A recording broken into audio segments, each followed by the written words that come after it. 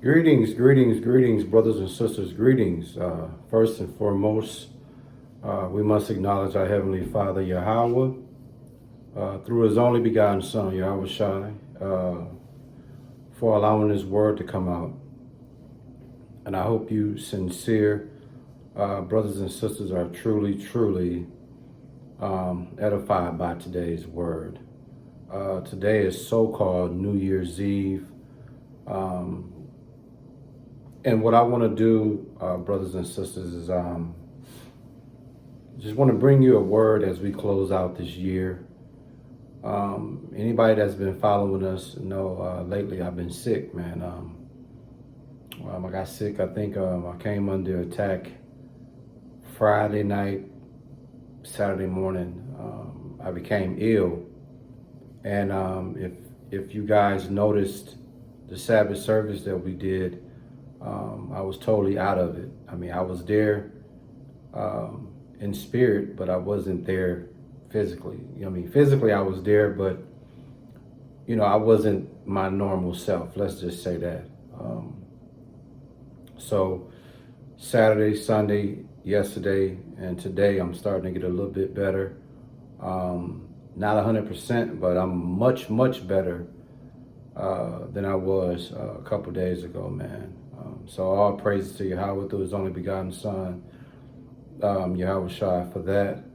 But like I say, brothers and sisters, we're getting ready to close out this year of so-called 2024. So what I want to do, man, is hopefully you sincere brothers and sisters, man, really take some time today. Get in your prayer closet and just pray.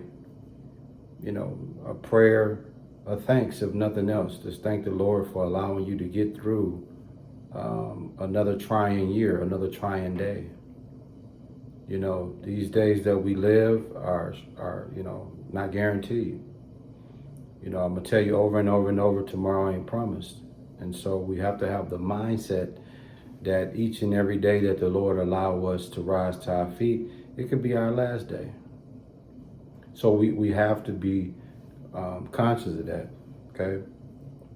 But what I want to do, man, what I want to focus on and what I want to speak on is going into the new year, everything that you were able to overcome in so-called 2024, start brand new in 2025, man. If you had an old way of doing things and those things wasn't working for you, try a new way of doing things. Try a new way of thinking. A lot of us don't like change. A lot of us is set in our ways. A lot of us don't do well with change or new. A lot of us are more prone and attracted to the familiar. But sometimes, brothers and sisters, we have to change certain things that we do, certain things that we say, certain ways that we think. Sometimes we have to change, man. And part of that change is putting away the former person and putting on the new pure person. So I'm going to name this word, putting away the former corrupt person and putting on the new pure person. I think that's what I'm gonna title this lesson. It's just like wearing old clothes. You wear those clothes for so long, and you get to a point where you need a new look. You need a new flavor. You need a new style.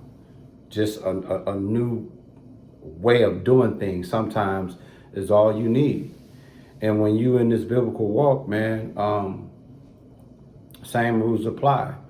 The way you have been doing things just quite not working the way they should. Maybe you need to change your approach. Maybe you need to separate yourself from certain individuals.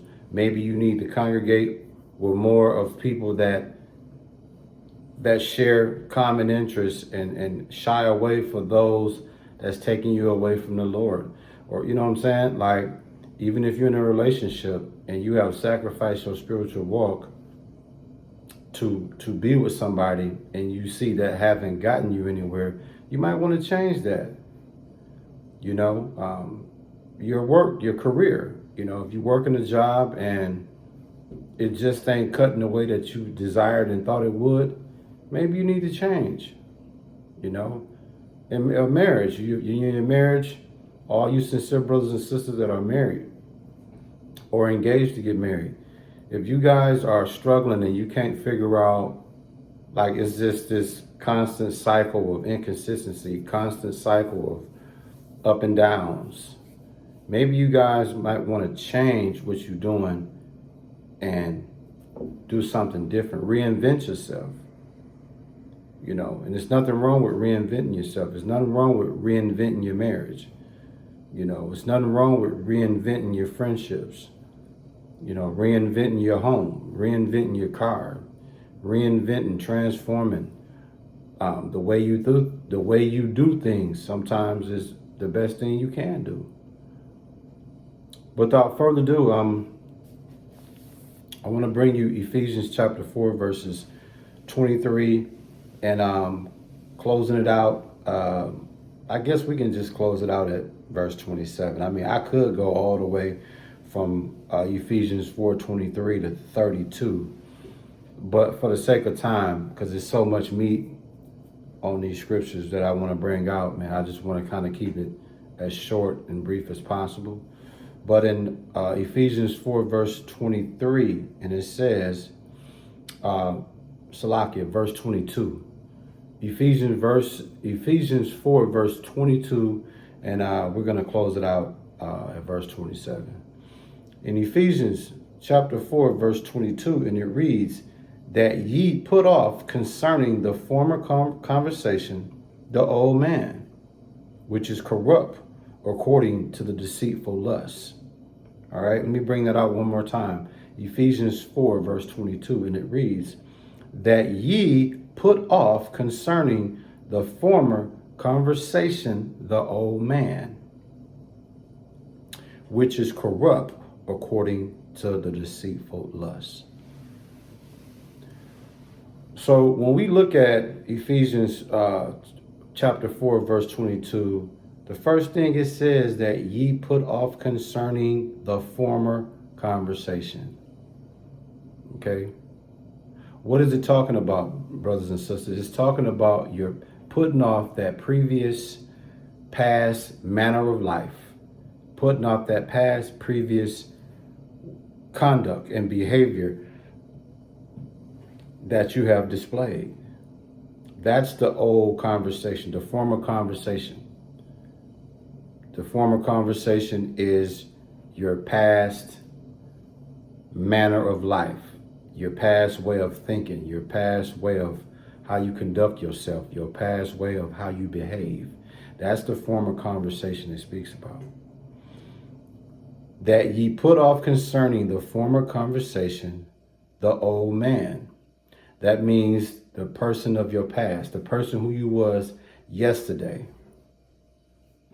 Do away with that. Okay? Why? It says, which is corrupt according to deceitful lust. What makes, when it talks about corrupt, it's talking about things that that can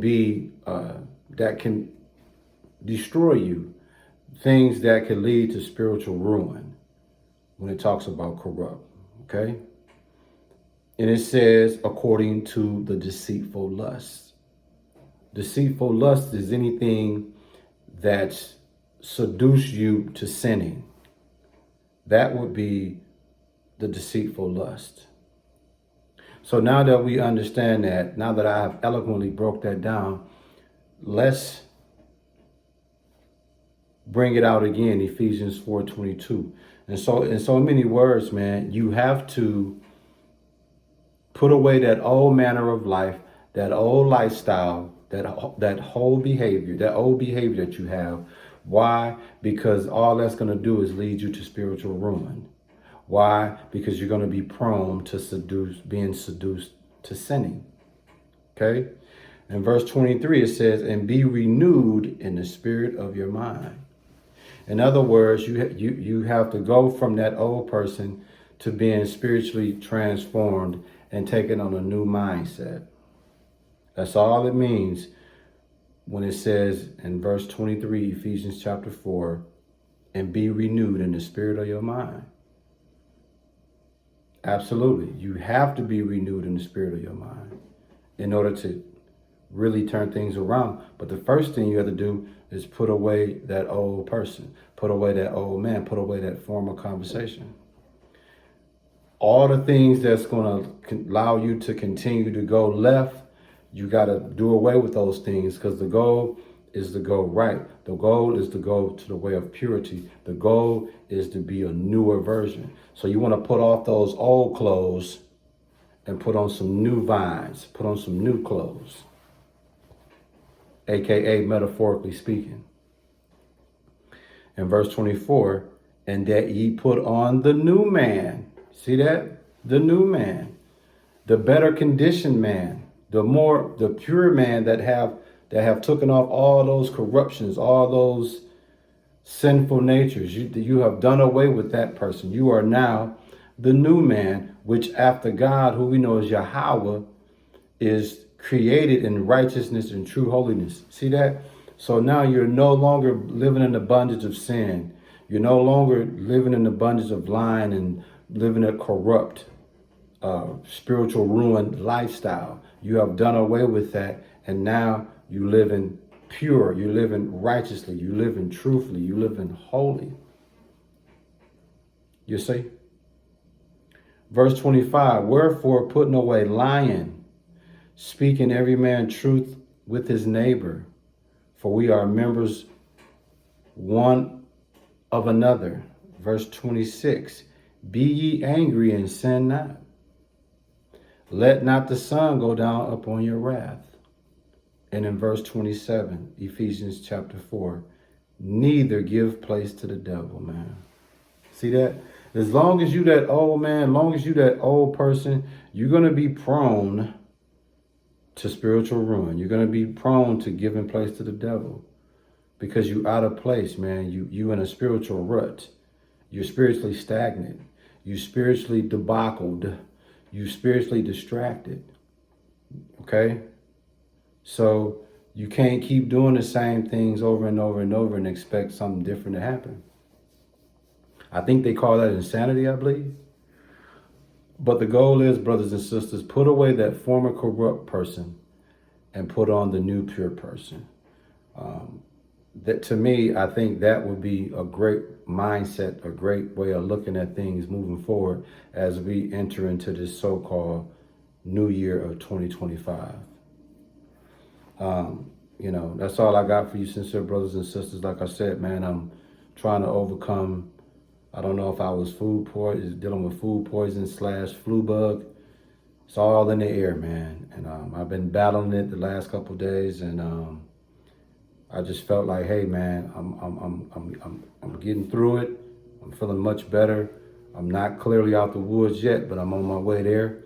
But hey, listen, man, I hope you sincere brothers and sisters were truly, truly edified by this word.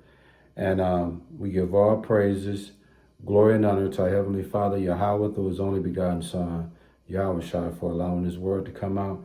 And hey, listen, man, stay prayed up and keep Yahweh through his only begotten Son, Yahweh Shai, first in everything that you do, man. Shalom, shalom, shalom. Word.